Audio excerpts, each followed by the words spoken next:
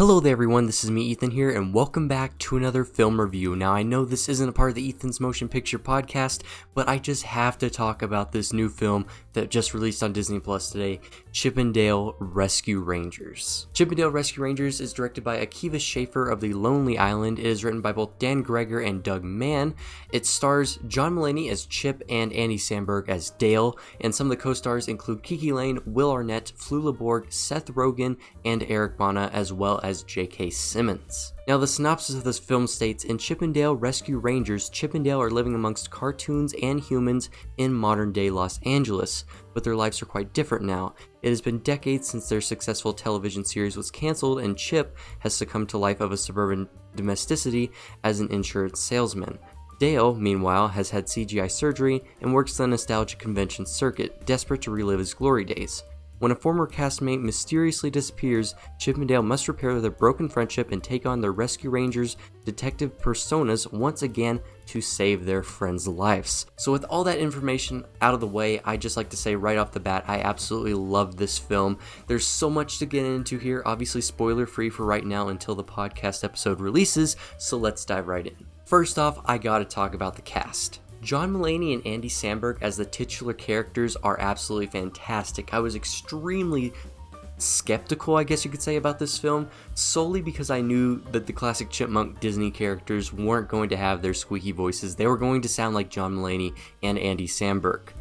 And for that reason, I didn't even watch the first teaser trailer just because of that. I don't have much attachment to the original show, but I know many people have a lot of nostalgia for it, and the best part about this film is that it's not really a reboot or anything, it's more like a spin-off in a way. I don't even know how to explain it. It's the perfect Disney CGI live-action remake kind of thing you could possibly imagine. But regardless, John Mulaney and Andy Samberg voice their characters fantastically, and their chemistry is honestly very, very enjoyable to watch. Their comedic timing is also really, really well done, and they both just bounce off each other, and it feels very, very natural.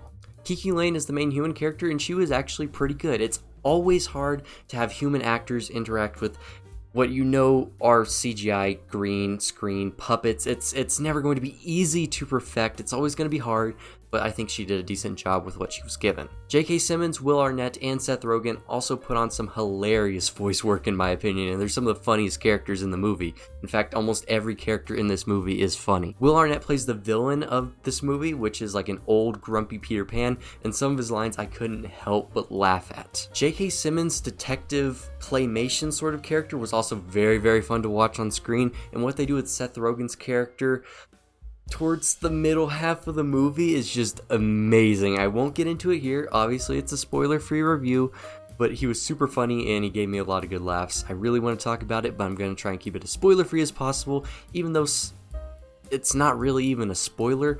I want you guys to enjoy it as much as I did on my first watch, without it being spoiled, even the tiny stuff. Overall, this is a very, very solid cast. They stack up really well, and it's clear that everyone is just having a blast here, and they're giving it their all. Now, one of my favorite aspects about this film is the animation style, and there's not one set style. That's what's so great about it, and this is 100% the reason that I decided to watch this film after I gave the official trailer, not the teaser trailer, the official trailer a go.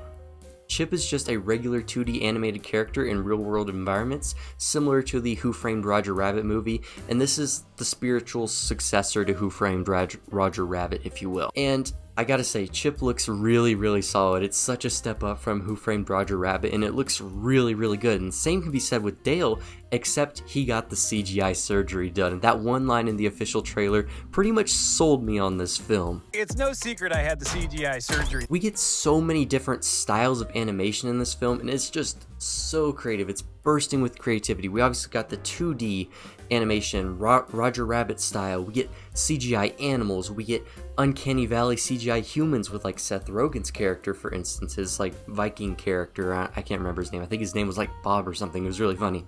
But anyways, we get uncanny CGI humans, and we also get claymation. We even get some puppets, and there's references to Muppets even in this. And there's also bad CGI characters, which I won't get into, but you know what I'm talking about once you see the movie.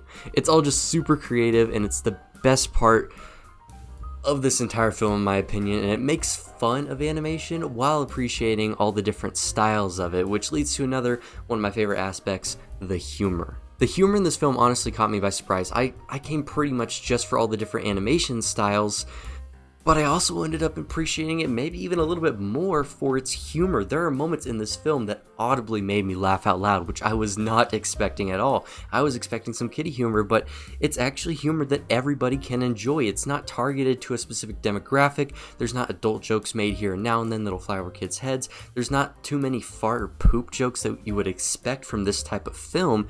It's actually just funny stuff that I think a lot of people can enjoy. Obviously, humor is subjective, but I love animation, and I got some very, very big laughs out of this, and it's just a funny movie. It makes fun of tons of animated films, and not just Disney's, which caught me even more by surprise.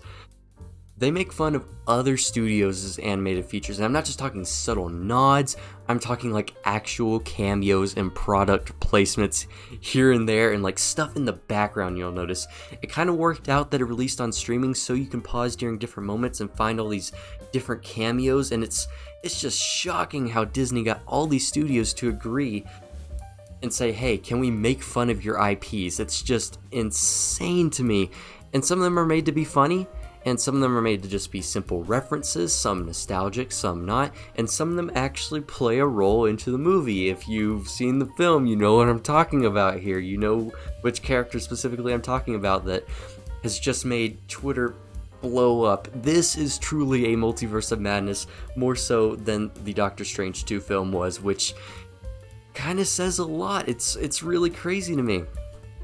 But yeah, one of those cameos just shook up Twitter and pretty much the entirety of the internet as a whole. I'm not going to spoil it regardless, and you probably know who it is by now if you've checked almost any social media, sadly. I'm happy that immediately whenever I woke up, I went straight to Disney Plus and watched it on my TV, so I didn't get spoiled for anything like that. So I was very happy not to get spoiled on a lot of stuff, but chances are you probably already have. Still not going to spoil regardless, so yeah. It's not just these cameos, which some may consider cheap, that make the film funny, but it's also just Chip and Dale's banter in between each other that's so funny, and the Lonely Island group just knows how to make that comedy, but more so for adult comedies, and this one is one that everybody can enjoy, and the comedy is just so well written, and considering that John Mulaney and Andy Samberg just work so well off of each other, it's just perfect, and it makes it really funny not just for the cameos. And plus, it just makes fun of the animation medium, nope, not genre, medium in general, which just will always get a kick out of me every single time I rewatch this from now on. There's so many aspects of this film to laugh about. And overall, I'm just so shocked that Disney pulled off what they did, getting some of these characters in here. It honestly just kind of blew my mind how much they were able to get in here. And it sort of just takes me back to the days of Spaceballs where, I say take me back, I wasn't around here in the 80s, but it can take many of us back to the days of Spaceballs and Airplane where studios and companies didn't really care if you made fun of your films, and it's kind of nice to see just something being made fun of, and it's just cool to see. Now on to the only thing that doesn't entirely deliver, the story. The story isn't bad per se, it actually has a very creative plot that ties into a problem that the animation genre has had for years upon years upon years on end, and it's really, really funny that Disney of all studios and companies releases a movie pointing out a problem with animated films, considering they're like the biggest animation company around. I don't think they're the best, but anyways, that aside, it's funny that Disney of all people points this out in a movie. And they have pointed it out before, but it was just subtle in some movies, but once you watch it, you'll understand what I'm saying. The plot wasn't revealed in the trailer, so I'm not going to spoil that obviously, but the plot is very, very creative. It's just the whole saving the lost friend journey who's in trouble isn't entirely the most compelling journey. We've seen it before, but that's alright. It's just there for the characters of Chip and Dale to bond and become friends again, and you really just get to see more of that dynamic, and you get to see two characters grow. It's just used to see the two characters grow. It's just a little bit of a basic story. It's not entirely the greatest journey itself. It's just not anything new. Just gave our characters a chance to develop. But overall, here are my final thoughts. I think Chip 'n Dale Rescue Rangers is easily the best original film to release from the Disney Plus library. It's perfectly funny, charming, and enjoyable for anyone who loves animation, and I'm giving it an 8 out of 10. So what do you guys think about this film, if you have seen it already, of course, and if you haven't, go check it out on Disney Plus. I would highly recommend it. I've been Ethan. Keep yourself entertained. I'd like to thank you all so very much for watching. Please be sure to like, comment, and subscribe, and as always, I'll see you all in the next one. Bye and have a great day.